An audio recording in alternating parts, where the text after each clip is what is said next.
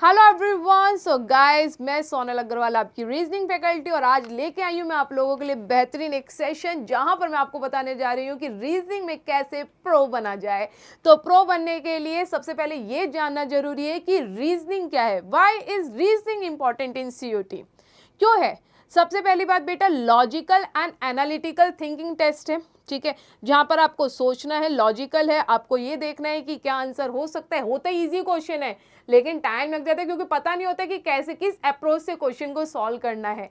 High scoring section है, सबसे ज्यादा हाई स्कोरिंग सेक्शन। आप मैथ में गलती कर सकते हो, जीके जीएस में आप गलत कर सकते हो, बट रीजनिंग एक बार आपको समझ में आ गई तो आप कभी भी इसमें रीजनिंग के क्वेश्चन गलत नहीं करोगे। एंड देन इंप्रूव करता है आपका बेटा प्रॉब्लम सॉल्विंग स्पीड को इंप्रूव करता है। एक बार आपको रीजनिंग आ जाए तो आप लोगों का दिमाग बिल्कुल फटाक चलने लग जाता है जैसे मेरा चलता है, ठीक है। चलिए, types of reasoning in CUET क्या होता है बेटा, कौन कौन से टाइप से क्वेश्चन पूछे जाते हैं रीजनिंग में सीयूटी से। यहां पर आपके 3 टाइप्स होते हैं बेसिकली। फर्स्ट होता है बेटा आपका वर्बल रीजनिंग। वर्बल रीजनिंग में आपके जो टॉपिक आते हैं बेटा वो बहुत सारे आते हैं, analogy, classification, blood relation, direction and distance, वो हम क्लास में समझेंगे। अभी हम ये समझते हैं कि रीजनिंग में प्रो कैसे बना जाए, ठीक है। देन उसके बाद non verbal reasoning. Non verbal reasoning में कौन कौन से टॉपिक होते हैं बेटा आपके, मिरर इमेज, वाटर इमेज, जितने भी फिगर वाले क्वेश्चन होते हैं वो आपके नॉन वर्बल रीजनिंग में होते हैं। देन लास्ट होता है आपका analytical reasoning.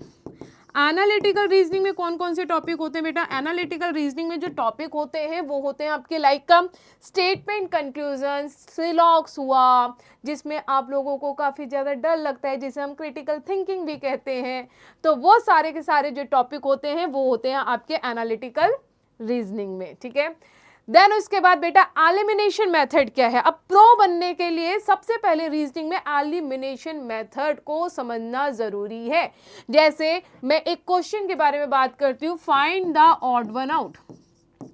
Find the odd one out, इसका मतलब क्या है कि आपको कुछ अलग से आपको फाइंड करना है। CD IRS JQR MNO, ठीक है। अब समझना थोड़ा सा, ABC। अब आपको ये देखना है कि इसमें से अलग क्या होगा, डिफरेंट क्या होगा, एलिमिनेट करोगे। एलिमिनेट करने का तरीका क्या होता है, देखो RS +1 +1 +1 +1, तो भाई इससे तो एलिमिनेट नहीं हो रहा, +1 +1, ठीक है, बट डिफरेंस है इसमें। तो एक दूसरी टेक्निक क्या अपनाओगे यहाँ पर, एलिमिनेशन के साथ साथ MNJQIR, ये जितने भी आपके बेटा लेटर्स हैं ये एक दूसरे के अपोजिट लेटर्स है, जैसे IR JQ MN, but A is not opposite letter to B। A जो है वो B के अपोजिट नहीं है, A is opposite to Z, वो क्लास में समझेंगे। सो फर्स्ट आपको एलिमिनेशन मेथड आना चाहिए जिससे आपकी सेव होगा टाइम और आपकी एक्यूरेसी भी बढ़ेगी, ठीक है। देन उसके बाद बेटा हम बात करते हैं, ठीक है, read the question and remove incorrect option first, ठीक है। देन सेव टाइम होगा, इंक्रीज होगी आपकी एक्यूरेसी, जो मैंने अभी आपको बताया है। देन बेटा learn shortcut for number and later series. अब ये क्या है, शॉर्टकट्स कैसे याद किया, मैं रैंडमली आपसे पूछ लूं कि m की जो प्लेस वैल्यू होगी वो क्या होगी, m इज ऑन 13। अब 13 को याद करने के लिए आपको क्या करना पड़ेगा, अल्फाबेट सीरीज याद करोगे, A इज 1 B इज 2, भाई नहीं, लर्न होना चाहिए, शॉर्टकट आना चाहिए। शॉर्टकट क्या होगा, EJOTY, E is on 5, J is on 10, O is 15, T is 20, Y is 25, बाकी सब डिटेल क्लास में, ठीक है। देन आफ्टर दैट बेटा ब्लड रिलेशन क्वेश्चन आपको कैसे इजी बनाने हैं, क्योंकि ब्लड रिलेशन क्वेश्चन जो है लगता कैसे, अरे भाई साहब ब्लड रिलेशन, रिश्ते नाते जो कि आप अपनी असल लाइफ में भी आप देखते होंगे कि ब्लड रिलेशन होता क्या है, कौन हमारी आंट है, कौन पैटर्नल आंट है, कौन मैटरनल आंट है, ये सब आप अपनी रेगुलर लाइफ में भी देखते होंगे। लेकिन उसको कैसे इजी बनाया जाए, इजी हम कैसे बनाते हैं, उसे ग्राफ के जरिए, थ्रू ग्राफ हम डिनोट करते हैं कि मेल कौन होगा, प्लस से हम जो डिनोट करेंगे वो मेल होगा, माइनस से हम डिनोट करेंगे तो वो फीमेल होगी, ठीक है। और कपल को कैसे डिनोट करते हैं, ब्रदर एंड सिस्टर को कैसे डिनोट करते हैं, वो सब हम ब्लड रिलेशन के जो क्वेश्चंस होते हैं बहुत इजी तरीके से उन्हें सॉल्व कर लेते हैं। देन है बेटा स्टेटमेंट एंड कंक्लूजन क्वेश्चन, जहां पर आपको थोड़ा ध्यान रखना है, बहुत ज्यादा ध्यान रखना है कीवर्ड्स का। कीवर्ड्स कौन कौन से होते हैं इसमें बेटा? ऑल, सम, नॉट, ठीक है, सम, नॉट, नो, ये सब आप लोगों को कीवर्ड्स का ध्यान रखना होता है। ऑल, सम नॉट और नो, ओनली, अ फ्यू, ये सारे कीवर्ड्स आपको बिल्कुल ध्यान रखने हैं। इन कीवर्ड्स को जब आप ध्यान रखोगे तो स्टेटमेंट एंड कंक्लूजन के क्वेश्चन भी आप लोग इजीली सॉल्व करोगे, क्योंकि क्रिटिकल थिंकिंग में आप लोग थोड़ा सा क्या कर देते हो, गलत कर देते हो क्वेश्चंस को, ठीक है। देन उसके बाद है बेटा नॉन वर्बल रीजनिंग को कैसे स्मार्टली हैंडल किया जाए। तो नॉन वर्बल रीजनिंग को बहुत आसानी तरीके से आप हैंडल कर सकते हो, बस सिर्फ एक कॉन्सेप्ट के साथ कि जो भी आपके पास ऑब्जेक्ट होगा वो इफ आपके मिरर के पास है तो वो रिफ्लेक्शन में भी मिरर के पास होगा।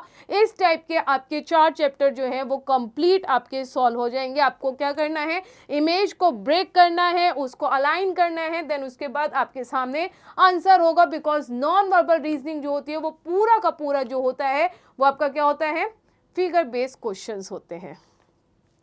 देन अब आप लोगों को मैं एक चीज बताते हैं, यहां पर एक चीज है कि कैसे हम टाइम मैनेज कर पाए। रीजनिंग में प्रो बनने के लिए वो सारी चीजें तो आ गई कि जो हमें प्रो बना सकता है, कैसे हम उसको टाइम को मैनेज करें रीजनिंग के क्वेश्चन को अटेम्प्ट करने के लिए। तो आप लोगों के लिए आपको रीजनिंग में क्या आना चाहिए बेटा, ट्रिक्स आनी चाहिए। रीजनिंग में सॉल्व करने के लिए ट्रिक्स पता होनी चाहिए, ठीक है। यूज करोगे आप एलिमिनेशन मेथड को, एलिमिनेशन मेथड को आप यूज करोगे। देन आपको क्यूब एंड स्क्वायर लर्न होने चाहिए, आपको लेटर्स के अपोजिट लेटर्स लर्न होने चाहिए, ठीक है।